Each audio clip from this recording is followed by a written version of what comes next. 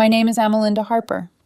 I'm 32 years old, and until a few months ago, I genuinely believed I was engaged to someone who loved me exactly as I was. I work as a librarian at a community library. Not the grand marble kind with chandeliers and donors' names etched into stone, just a brick building between a daycare and a dental office. I catalog books, run literacy programs, help kids with homework after school, and organize weekend reading circles for seniors who like mystery novels and quiet conversation. I make decent money. Not impressive money, not flashy money, but enough to live comfortably and sleep well at night. I've always liked that about my life. It's steady, it's honest, it makes sense to me. My boyfriend, my fiancé at the time worked in marketing. Big agency, big clients, big dinners with people who wore watches that cost more than my car. His world moved fast, measured success loudly, and rewarded confidence even when it was empty. When we met 2 years ago, he told me he loved that I was different, that I wasn't chasing status, that I felt grounded. He said being with me felt like breathing after holding his breath all day. I believed him. At first, the differences between our lives felt complementary. I liked listening to his stories about campaigns and presentations. He said he admired how I cared about things that didn't come with applause. When he met my friends, he said they felt real. When I met his, I felt tolerated. But I told myself that was normal. Different circles take time. The shift was slow, almost polite. It started with clothes, suggestions framed as concern. Maybe don't wear that to dinner with my colleagues. They're a little more formal. Then my car. Maybe park a block away, parking is tight anyway. Restaurants I suggested suddenly weren't the right vibe. Too casual, too quiet, too me. Around his friends, I noticed he introduced me differently. Not inaccurately, just selectively.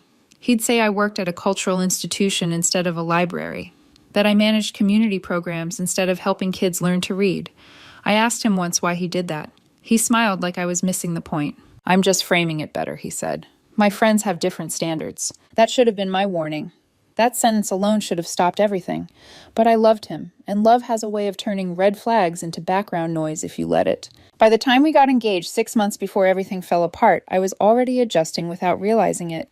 Editing myself before he had to, choosing quieter outfits, laughing off jokes that landed wrong, telling myself that once the wedding was over, once the pressure passed, things would go back to how they were. The engagement party was supposed to celebrate us.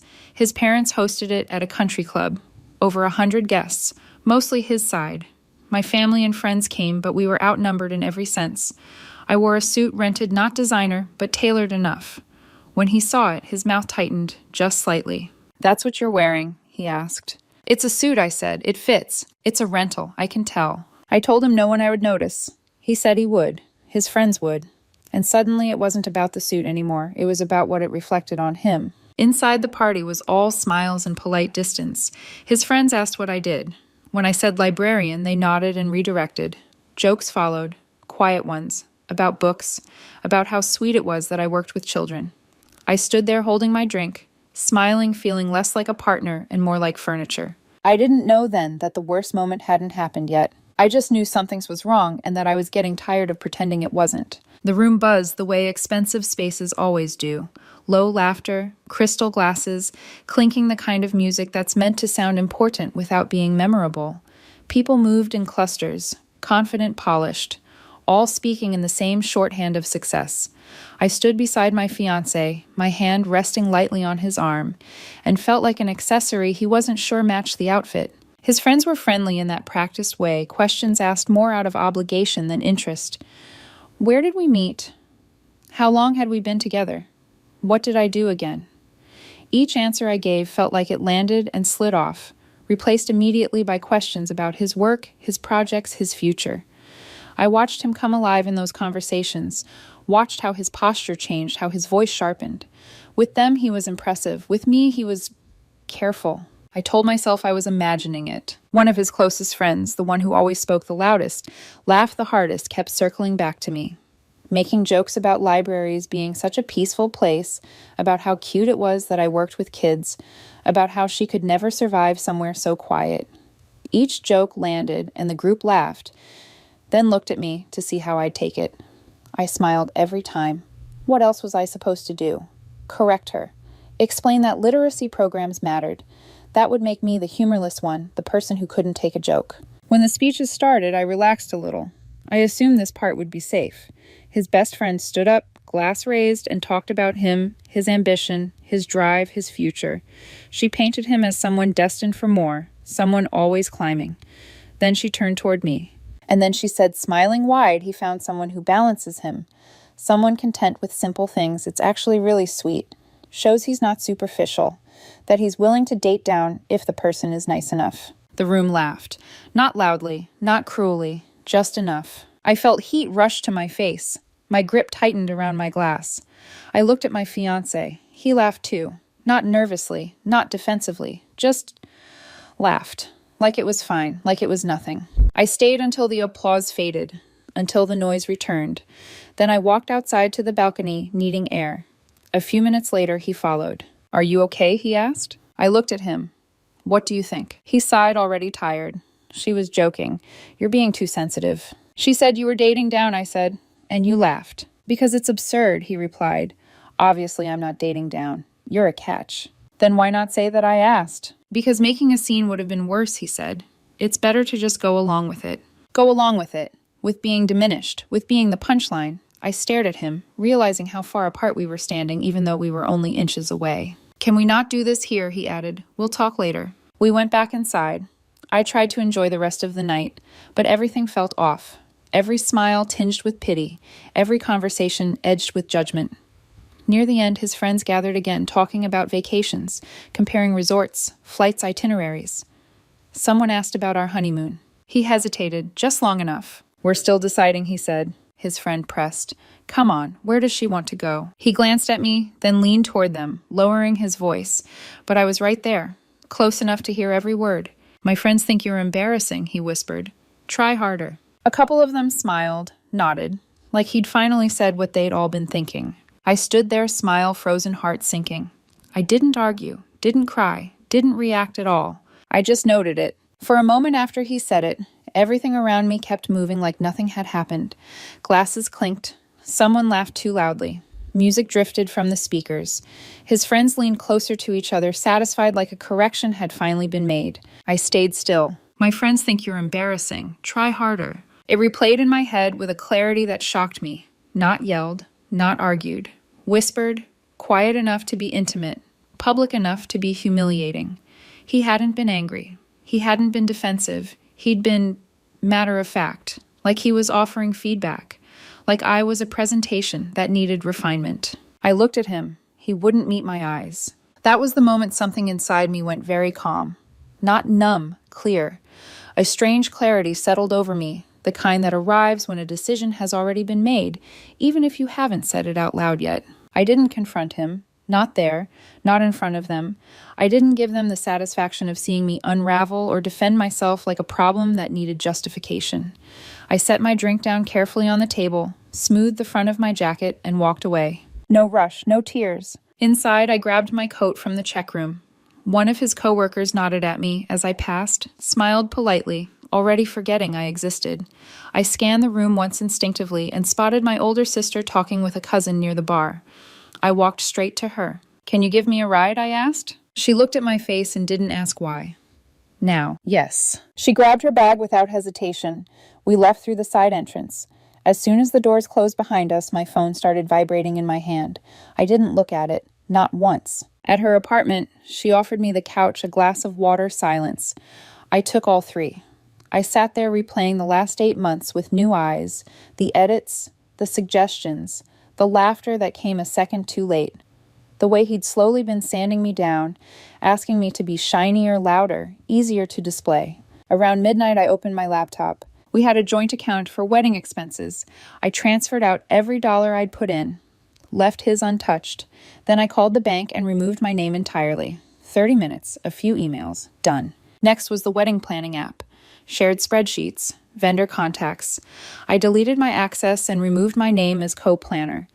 Then I started calling vendors venue photographer caterer, explaining calmly that I was withdrawing from the event. I accepted the lost deposits. I wasn't negotiating. I just wanted my name gone. Each call felt like peeling something off my skin that didn't belong to me anymore. My sister came out once, watched me for a minute. What are you doing? Unentangling myself, I said. She nodded, didn't argue. I finished around 2 in the morning. My phone had stopped buzzing. I didn't check the messages. I didn't need to. When I finally lay down exhausted, I realized something that surprised me. I wasn't sad yet. I was relieved. I slept for 3 hours. That was it. Not because I was anxious, because my body was done pretending everything was fine. When I woke up, my phone was face down on the coffee table where I'd left it. I didn't reach for it right away. I made coffee first. Strong. Familiar. Something that belonged to me. My sister was already awake, scrolling through her phone at the kitchen counter. She looked up when she heard the kettle click off. "He knows," she said. I nodded. Good. I didn't ask how she knew. I didn't need details. The chaos was inevitable. I'd removed myself from systems he assumed were permanent, from contracts he thought were safe, from a future he believed I'd keep performing for. My phone finally came to life in my hand. Missed calls, voicemails, texts stacked so tightly they blurred together. The tone shifted quickly. Confusion, anger, panic. The last message was short. The venue called. "They said you're not on the contract anymore. What's going on?" I didn't respond. Instead, I showered, put on clothes that felt like mine, sat back down at the table and went through the last practical details. The apartment lease was in my name. He'd moved in 6 months earlier. He wasn't on it. Legally, it was simple. Emotionally, it felt heavier, but not complicated. My phone rang again. I answered this time and put it on speaker. "What did you do?" he demanded. "I removed myself from the wedding," I said calmly. "You can't just do that." "I just did." "You're blowing this up over one comment," he said. I apologized. "You told me I was overreacting," I replied. "That's not an apology." There was a pause. Then softer, "I'm sorry, I shouldn't have said it. Can we fix this?" "No." Silence stretched between us. "Why not?" he asked finally. "Because you didn't just say something careless," I said. "You said what you actually think. That I embarrass you. That I need to try harder to meet your friends' standards." I was stressed, he said. "They were judging. So you let them judge me instead," I said. "You sacrificed me to make yourself look better." He didn't deny it. "I'm not marrying someone who's ashamed of me," I continued. "You want a version of me your friends approve of. I'm not interested in auditioning for that role." "You're ruining everything," he said. "I'm removing myself," I corrected. "You can still have the wedding, just not with me." His voice broke then. Not in grief panic, loss of control. "You'll regret this," he said. "Maybe," I replied, "but it's my regret to own." I hung up. Over the next few days, his friends reached out. Accusations masked as concern. How could I be so dramatic? So petty, I answered one message from his best friend. "He told me I embarrassed him," I wrote. While I was standing there, "I'm done." She didn't respond. His parents called, his mother cried, his father offered to cover the deposits. I said no, I wasn't bargaining, I was leaving. By the end of the week, my name was gone from everything that mattered. And for the first time in months, I felt like myself again. The pressure didn't stop just because I stopped answering him. It spread outward. Instead, mutual friends, acquaintances who suddenly had opinions, people who hadn't spoken to me in years but felt entitled to weigh in now that there was drama to observe. The story traveling around wasn't the one I lived. It was softer, cleaner, easier to digest. We both needed space. Things moved too fast. It was mutual. Mutual. That word kept appearing like a bandage slapped over something that was still bleeding. I let most of it pass without response. I had no interest in defending myself to people who only cared about comfort, not truth. But the messages kept coming. Some sympathetic, some accusatory, some pretending to be neutral while quietly assigning blame. One night, nearly a week after I left, he showed up at my apartment. I hadn't told him where I was staying, but he knew the lease, knew the building, knew enough to stand outside and text please, just 5 minutes. I didn't open the door. I stood on the other side of it, phone in my hand, listening to his breathing through the thin wood. "I messed up," he said. "I know that now." "You knew it then," I replied. "You just didn't care." "That's not true." "It is," I said quietly. "You cared more about how you looked than how I felt." He leaned his forehead against the door. I could hear it. I was trying to manage a situation. "You were managing me," I said, "like a liability." Silence. I didn't realize how bad it sounded. He tried again. "That's worse," I said, "because it means you've been thinking it for a long time." He asked what he could do, begged a little, promised therapy, promised change, promised to stand up for me next time. Next time. I closed my eyes. "There doesn't get to be a next time," I said. "You don't get to practice respecting me after you've already decided I was embarrassing." He left eventually. I didn't watch him go. His parents tried again the following day.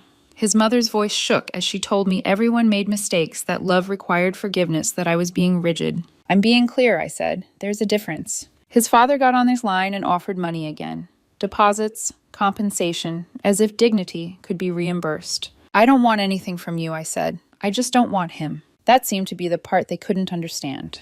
By the end of the second week, the calls slowed. The outrage faded. People found something else to talk about. The world kept spinning indifferent to the end of my engagement. I signed a lease on a smaller apartment across town. Cheaper, quieter, mine. I packed what was left of my things from the old place while he was at work.